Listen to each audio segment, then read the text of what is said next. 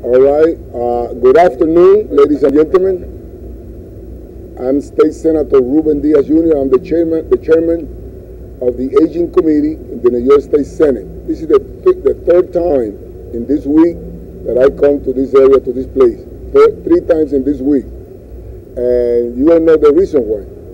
79 years old lady was raped, physically abused, and left naked in the elevator of this building.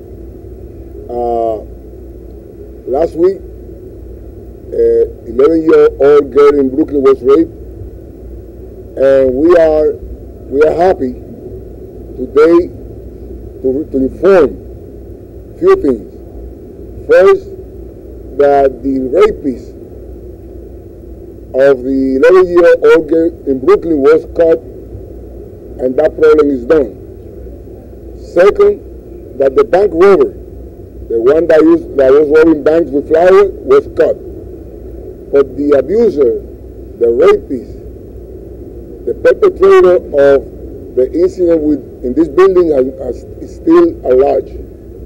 Today, I'm here again for the third time, as I said before, because State Senator Pedro Espada and the foundation, the federal, he's going to tell you, there's a foundation, State Senator Pedro Espada has gotten together with him and another foundation. He called me to inform me that $10,000 will be offered as a reward to help the community. So, ladies and gentlemen, to announce that and to give you all the details and to tell you what's going to happen and how it's going to be done, I'm honored to live with you, my colleague, the majority leader of the State Senate, the Honorable Pedro Espada Jr. Thank you, Senator Diaz. There is no one in state government, and for that matter in local or federal government, that can lay claim to being a bigger, more courageous and bold champion for seniors than Senator Diaz. And so when we spoke, he inspired me to put out a $5,000 reward of my personal money, and then I sought partners and quickly found Anthony Bergamo, who is the chairman of the Federal Law Enforcement Foundation, who founded that foundation in 1988 to assist the victims and their families who may have lost law enforcement officials in the line of duty. Since then, it has expanded its scope to include activities such as these. This event has shocked us all, has propelled us all to take action. This predator remains loose, and it is our hope, with my $5,000 matched by the $5,000 of Mr. Bergamo's Federal Law Enforcement Foundation, to put the word out in the street and, quite frankly, incentivize total participation in the community, so that what happened in Brooklyn, what the community came together as a result of the continued leadership of Mr. Herbert and so many others, and today we have clergy and community leaders coming together, that it could be incentivized, that people could know that we just don't throw money into lotto machines and lotto games, but in fact into this kind of challenge. And the payout will be a safe community for all of us, and the knowledge that this animal will no longer be in our streets to inflict pain and tremendous damage to our community's psyche and to somebody's mother and grandmother, who could be any one of our mothers or grandmothers. And so thank you, Senator Diaz, for inspiring not only my own involvement, but the involvement of the Federal Law Enforcement Foundation, $10,000 to put this predator away. Thank you very much. Thank you.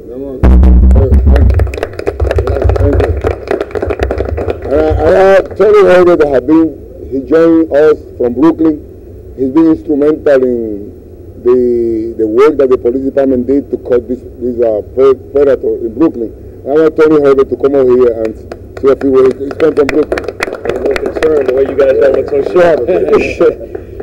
First, I have to say that what happened in Brooklyn is definitely a result of not only community, but the young lady that was last raped by this individual who took it upon herself to say, you know what, I'm not going to give this up. And she was able to copy down that license plate, and that actually helped out. So we want to thank the community for making the calls, but also for the strength of this young lady to help those young ladies to put some closure to this situation, should this be the person that committed that crime.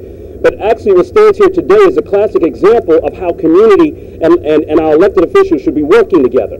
And this helps to make these things go away, quite frankly. If we work close together, elected officials, community, and the grassroots folks in our community, we can always resolve these problems in a matter of seconds. But I say this to the women in our community, quite frankly, you are set upon by some deviants who just don't understand how to respect you as a woman. Quite frankly, you just need to do one thing. Change your habits on how you move around in our community. Don't be consistent and predictable with regards to what you do and how you do it, so that way these predators cannot lock in on you. I ask you to do that. Please, change the way that you get home at night, change the way that you go to the train station, just change it up a little bit, so that way you would get home safe, and then we would not have to stand here and have another press conference dealing with this. Thank you. Thank you. Thank you. And we have also a lawyer and community activist, community leader, Mr. Luis Sepulveda.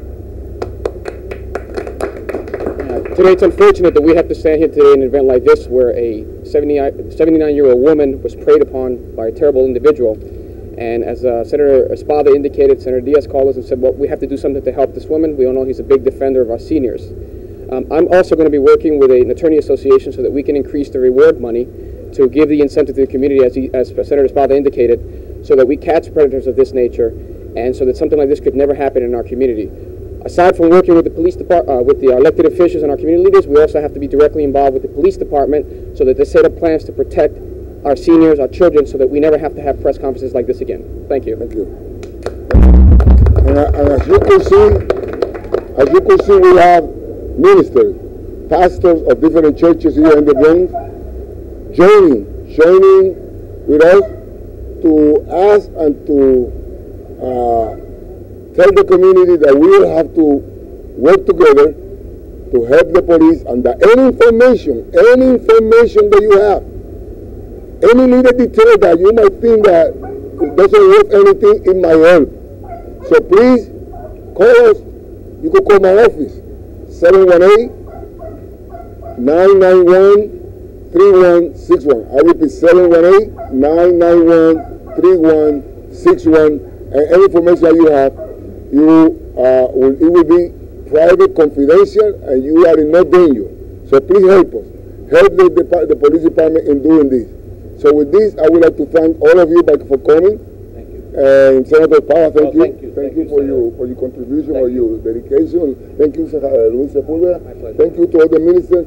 Herbert, thank you for. This is the second time. This is the second time that he's here. That he's been here with me in this area. So if you have any question, or anyone of you have any question, we will be able to answer. If not, I thank you very much.